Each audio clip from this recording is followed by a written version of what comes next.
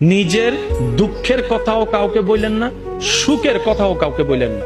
কথাটা একটু শুনতে আপনার কাছে অন্যরকম লাগলেও একটু ভিতরে গেলে আপনি নিজেই বুঝতে পারবেন।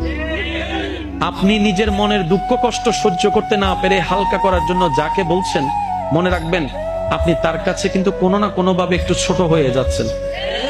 এমনও হতে পারে আপনার দুঃখের সে কথাগুলা আপনার সামনে অভিনয় করে যে আপনাকে বুঝ দিয়েছে, সে পিছনে আপনার সেই দুঃখের কথা নিয়ে হাসি ঠাট্টা করতেও দ্বিধাবোধ করে না, এমন অনেক মানুষ আছে।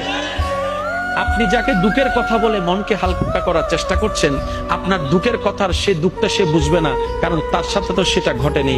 সেজন্য আপনাকে 3 মাস 4 মাস 3 বছর পরও হয়তো আঙ্গুল তুলে দেখাই দিতে পারে, সেই কথাটার কথা দিয়ে খোঁটা দিতে পারে। কথা বলেন ঠিক না? দুঃখের কথাও মানুষকে বলে শান্তি নেই। এবার আপনি বলবেন ভাইয়া সুখের কথা কেন বলবো না?